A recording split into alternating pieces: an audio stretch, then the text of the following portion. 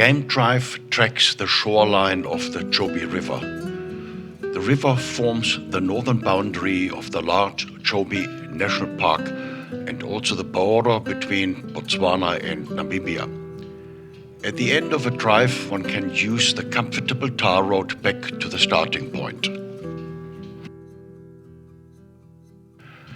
Accommodation at the well-known campsite Sinyati, which is situated close to the Zimbabwean border. The facilities were conveniently situated in close proximity to the vehicle parking.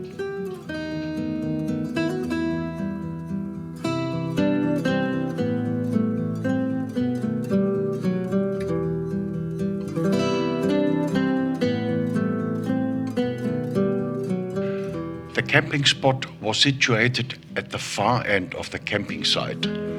This was ideal for spotting passing herds of elephants.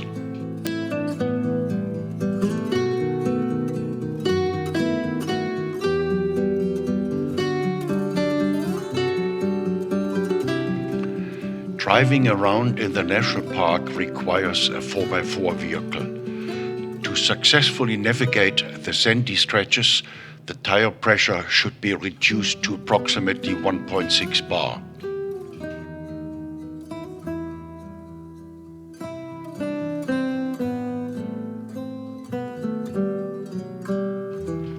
The drought in Southern Africa had an impact on the national park. Some small pools of water along the river had gone dry. The remaining pools had shrunk considerably in size and forced the birds to live next to each other in tight spots.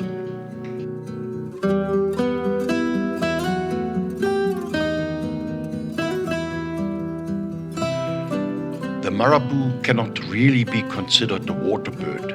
It feeds like the vultures on carrion. However, the reduced water volume made the catfish an easy prey.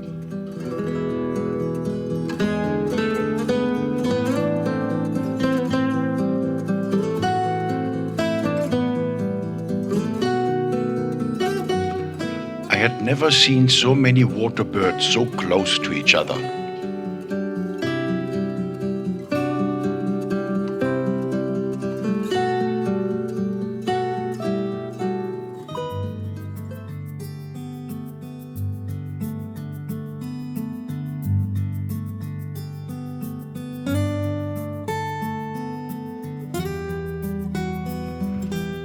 One can frequently spot birds like this glossy ibis close to the water's edge.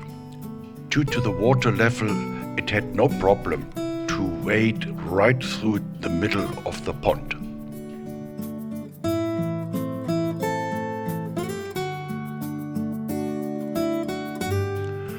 Both the blacksmith lapwing and the jacana find their food at the edge of the pond.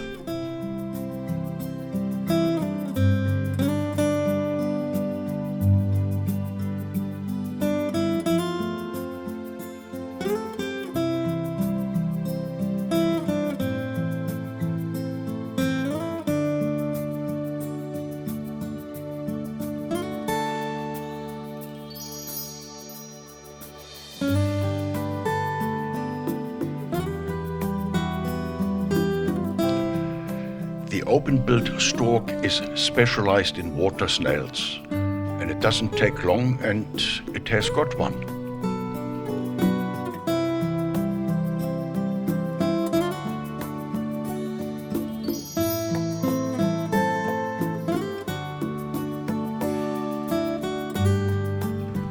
The squacko heron is patient but very effective. It doesn't have to be always a small fish. Sometimes a beetle is good.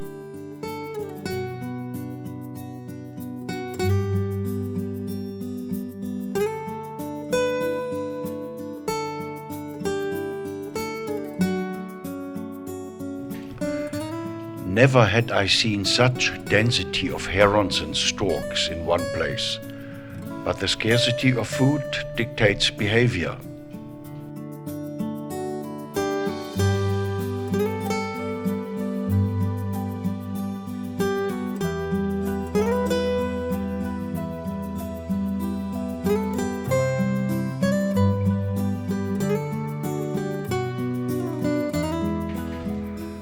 yellow-billed stork is standing on one leg and chases small fish into its open beak with the other leg. And it doesn't take long, and it has caught one.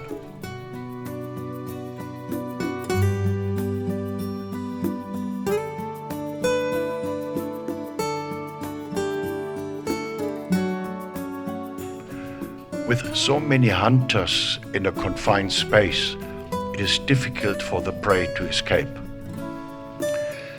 This way, it is interesting to watch the different hunting methods applied by each bird.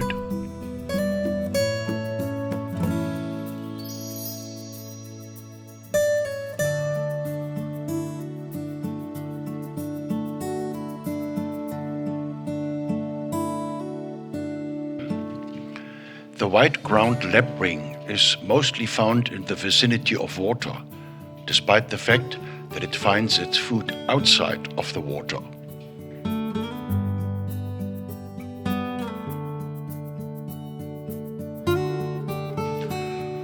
Foraging for food and at the same time teaching the young. Elephant dung is always worthwhile to investigate for morsels of food.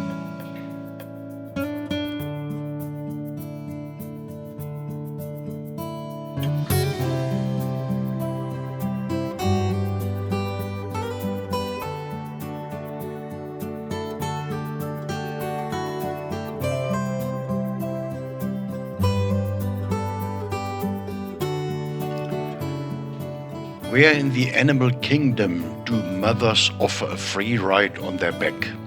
This only happens with baboons.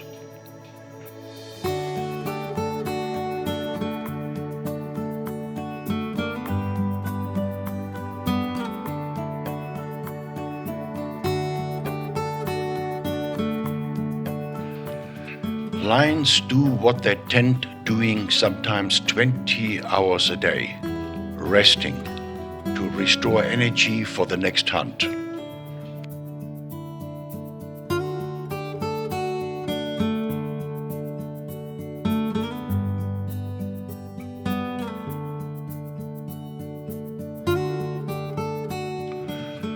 Always surprising the large size of buffalo herds.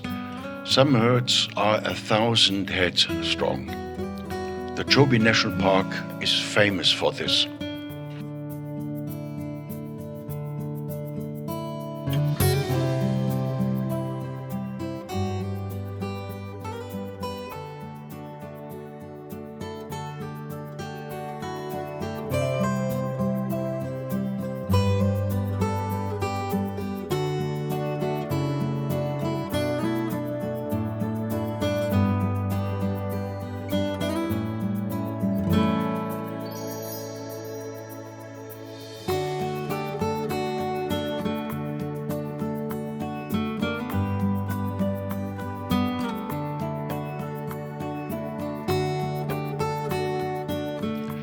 Somewhat smaller in size are the herds of impala.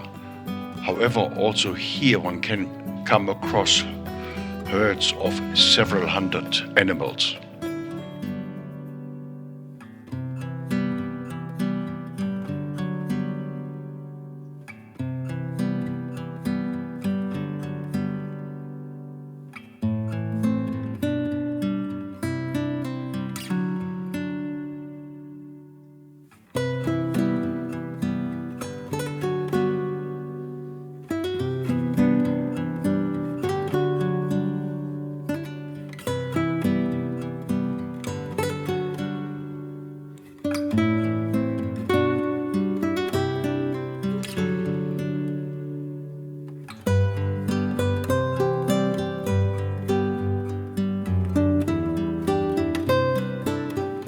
Somewhat surprising spotting a leopard resting on the ground. For safety reasons, they tend to rather sleep up in tall trees.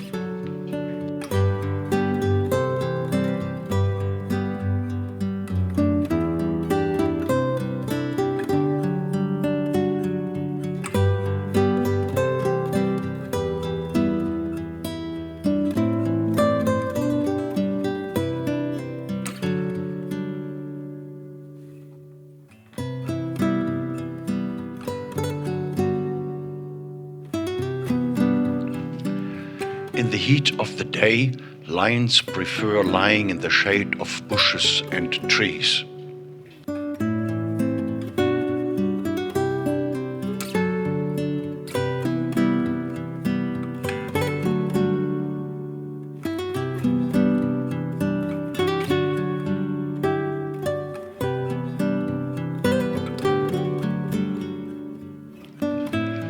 In this area, warthog found sufficient green grass. Due to their short neck, they prefer foraging on their knees.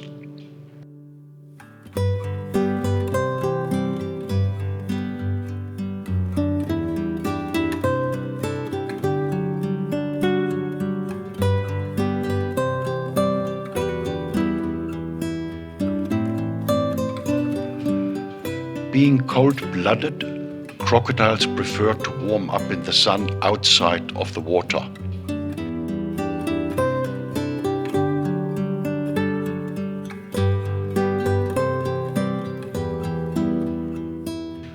Vultures sitting in a tree are often a telltale sign of some carcass close by.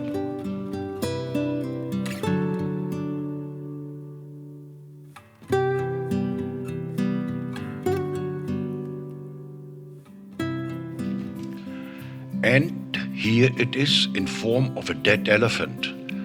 Lions and spotted hyena have taken already the largest chunk of meat.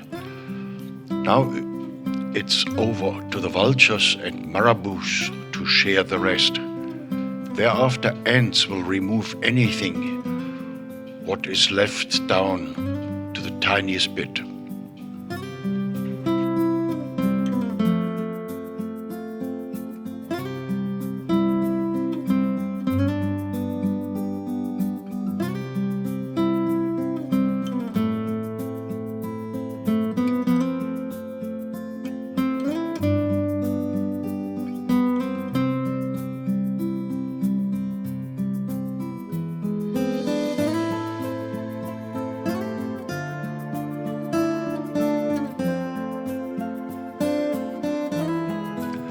The open beak and heavy panting seem to indicate that this reed cormorant is suffering in the heat.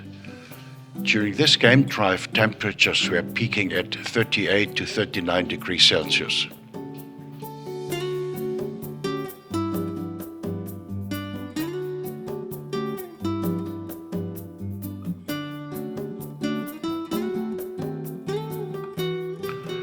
A group of young raon antelope in the company of a group of zebras.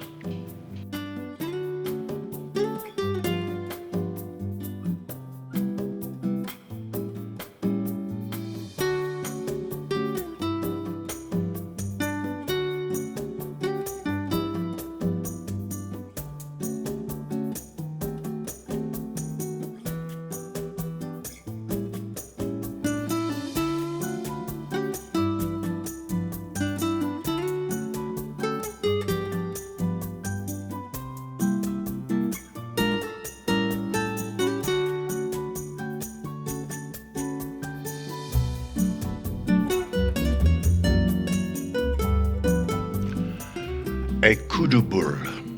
It becomes apparent why kudus are classified as spiral-horned antelope.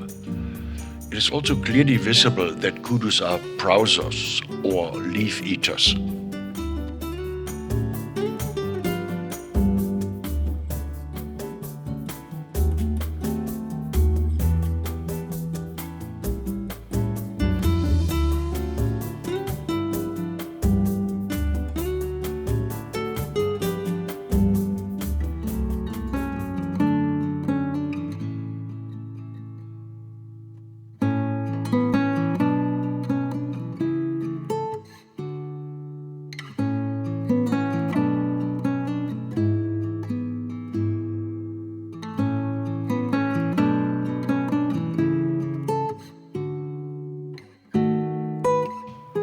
Kudu cows don't carry horns.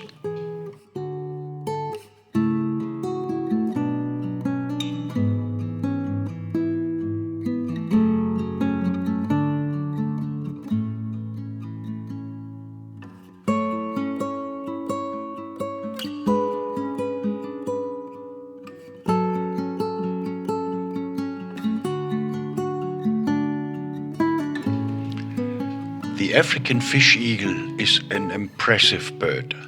Its call is, for me, the call Africa's.